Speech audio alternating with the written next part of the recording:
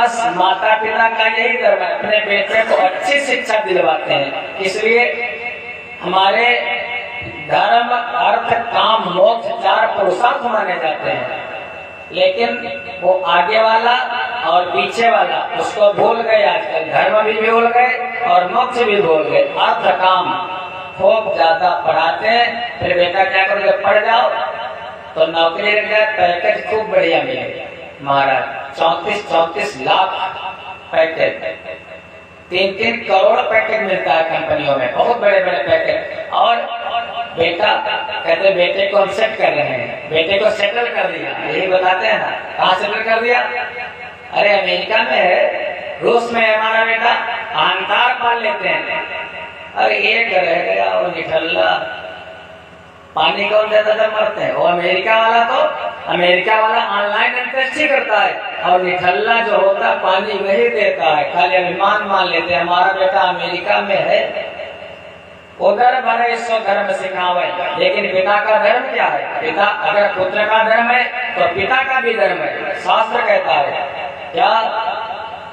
सा गुरु सा पिता चापी सा माता बांधवोऽपि सह शिक्षयेत् चेत् सदा स्मरतुम् हरेर्नामैव केवलम्।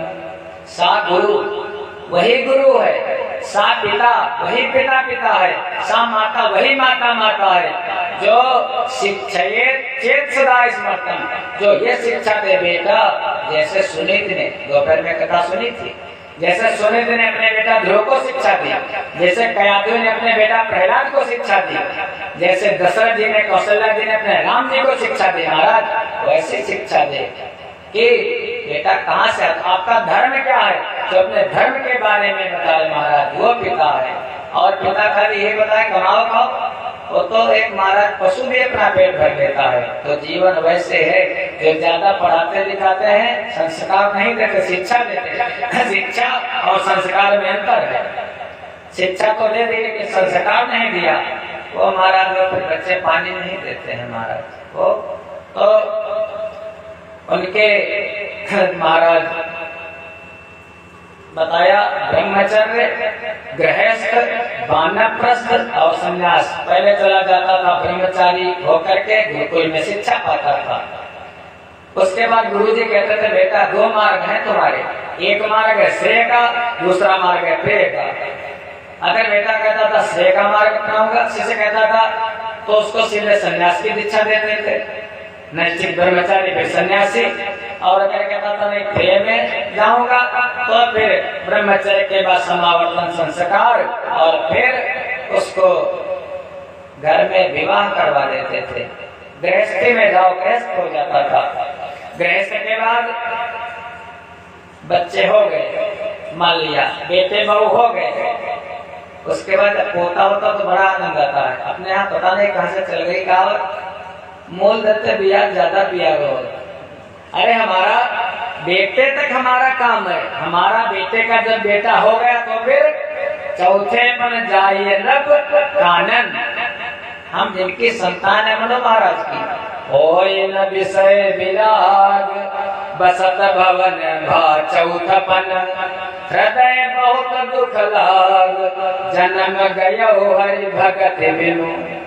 उन्होंने यही किया था, तीर्थ भर नैमिष लिखा था, लेकिन हम लोग चिपके रहते हैं। इतना कमा के रख जाएंगे, साथ कुश्ती बैठे बैठे खाएं।